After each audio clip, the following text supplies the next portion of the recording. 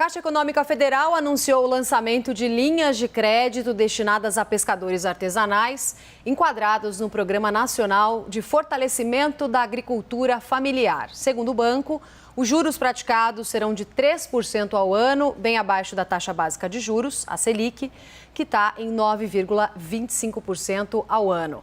Sobre esse e outros assuntos, nós vamos conversar a partir de agora aqui no Prime Time com o presidente da Caixa, Pedro Guimarães, que faz a gentileza de nos atender mais uma vez aqui na CNN. Presidente Pedro, obrigada por aceitar nosso convite, bem-vindo e boa noite. Boa noite, Roberto, um grande prazer estar aqui. Começando por essa linha de crédito aos pescadores que a gente acabou de comentar, que foi anunciada ontem, quem pode se beneficiar desse empréstimo com essas taxas de juros? E queria que o senhor explicasse também, por favor, para qual finalidade. É muito importante. É exatamente para os pescadores que têm menor renda. E normalmente são não só os pescadores, como os aquicultores, que normalmente não têm a posse da terra. Para os aquicultores, ou seja, criação de tilápia ou de outros peixes, já tínhamos liberado em novembro e ontem fizemos para os pescadores. E é uma questão muito diferenciada, porque basicamente nenhum banco tem o foco nesse segmento da piscicultura e da aquicultura. Aproveitando também a sua presença aqui na CNN, já que a gente também está falando no começo do ano, no mês de janeiro, a gente está acompanhando o ciclo de altas da taxa de juros que a gente tem aqui no Brasil. A partir disso, qual que é a previsão que é feita pela Caixa sobre crédito imobiliário em 2022? Uma redução muito grande em relação ao ano anterior, ao ano passado? Não, nós tivemos um recorde, na verdade, em 2020 e 2021 de crédito imobiliário. Nós vamos semana que vem anunciar esses detalhes, mas é um recorde significativo.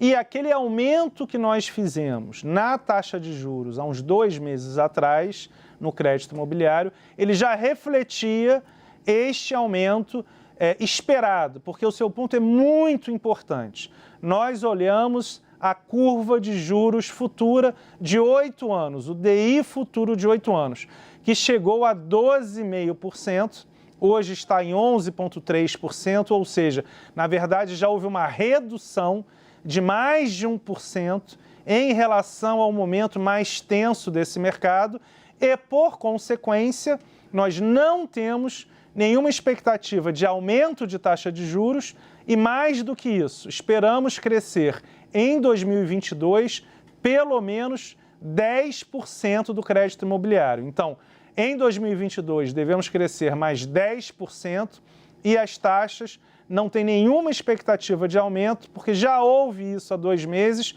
em um momento onde as taxas de juros futuras de médio prazo estavam até maiores do que a atual.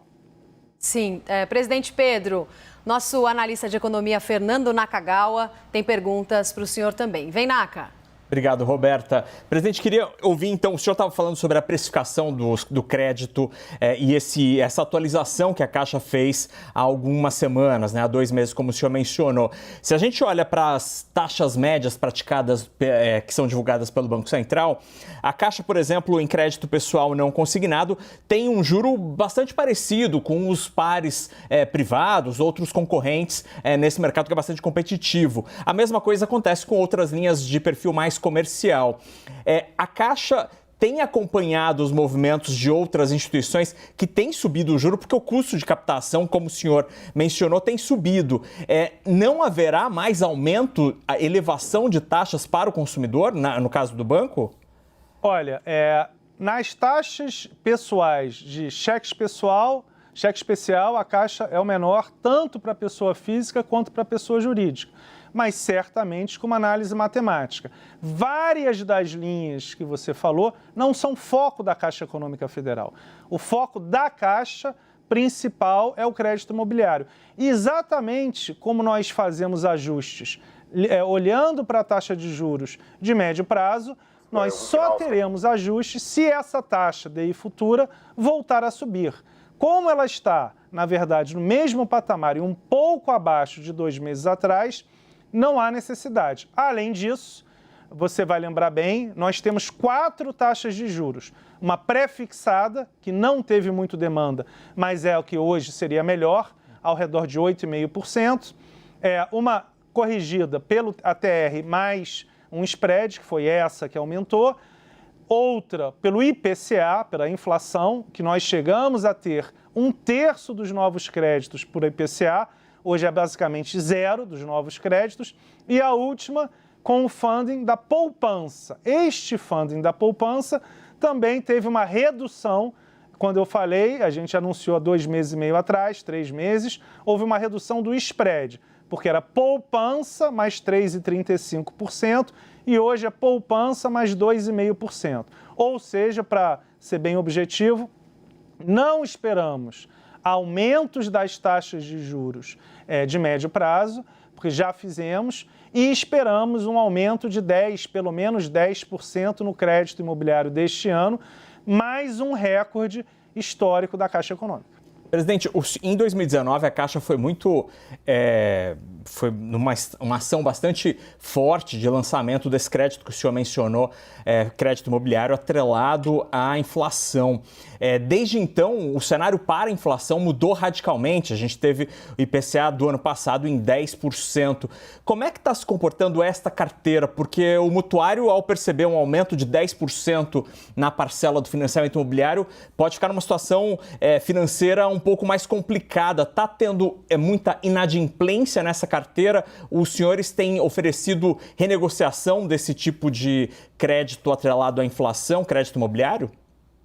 Ótima pergunta. Houve uma migração, ou seja, de, por exemplo, IPCA mais um spread para TR mais um spread, então houve sim. Lembrando que estas eram as taxas onde tinha as menores entradas e as menores parcelas, então também houve durante um tempo um benefício, mas por isso que nós oferecemos 4 produtos diferenciados, por 4 indexadores diferenciados, mas sim, não havia expectativa de um aumento no IPCA desta magnitude tão cedo. Agora, o nível de inadimplência nesta linha aumentou um pouco, mas nada que seja relevante. E outro ponto importante, a carteira de crédito imobiliário é a que tem a maior garantia, normalmente, entre as demais carteiras de crédito pessoal, tirando o consignado. Por quê? Porque você tem a garantia do imóvel. Sim. E mais do que isso, também em números gerais, nós temos ao redor de 550 bilhões de reais em crédito imobiliário, que valem, a valor de 2018, 1,1 trilhão de reais. A valor de 2022, quase 1,5 trilhão de reais. Logo, nós tentamos não retomar o imóvel, fazer uma série de renegociações, exatamente porque quando nós retomamos, normalmente a Caixa não perde dinheiro, porque já houve um pagamento e houve uma valorização. Então, objetivamente, a Caixa como um banco social, mas que nesse governo tem um resultado forte, que permite vários lançamentos de novos produtos e redução de taxa de juros, tentar o máximo possível uma renegociação para que a população consiga, em momentos de um pouco mais de dificuldade, não perder o seu imóvel. Perfeito. Presidente, olhando para 2022, os economistas acham que no cenário macroeconômico a gente vai ter uma estagnação da economia, a atividade não deve crescer muito, a economia não deve crescer muito, com inflação ainda resistente de 5% e sem ganhos expressivos em renda ou no mercado de trabalho. Diante desse cenário, alguns analistas fazem previsões um pouco conservadoras com relação à inadimplência, especialmente das outras linhas que não crédito imobiliário. Como é que está se comportando a inadimplência de outras operações e a Caixa vai fazer provisão, ou seja, reservar dinheiro para eventual aumento de calotes em 2022? Sua pergunta é, de novo, muito importante. Em 2020, ao redor de maio, junho, enquanto todo mundo botou o pé no freio no ponto de vista do crédito imobiliário, nós ampliamos sensivelmente.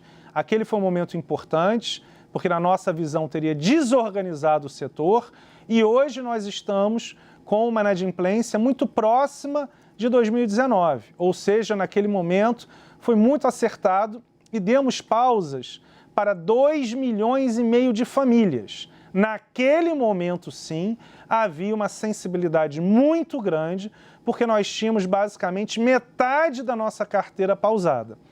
Outro ponto importante é que a Caixa, nesta gestão, bem diferente do passado, não foca em grandes empresas.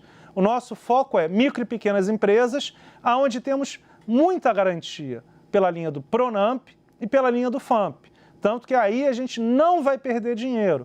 Nós temos também créditos de infraestrutura com garantia de recebíveis. E temos, para estados, em especial municípios, uma linha chamada Finisa, com garantia do Tesouro Nacional e dos fundos de participação de estados e municípios.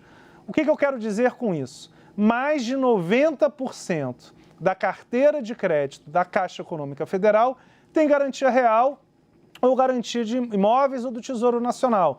A nossa maior carteira de crédito é o consignado. Aonde que há uma diferença grande? Nós não somos grandes em cartão de crédito e é um problema. Isso é uma coisa que nós temos que melhorar. A Caixa tem 100 milhões de cartões de débito, mas poucos, menos de 10 milhões de cartões de crédito. O que é um problema do ponto de vista de operação, porque nós temos que crescer, também reduz muito problemas de inadimplência, porque a maior inadimplência certamente vem nas taxas maiores, em especial o rotativo do cartão.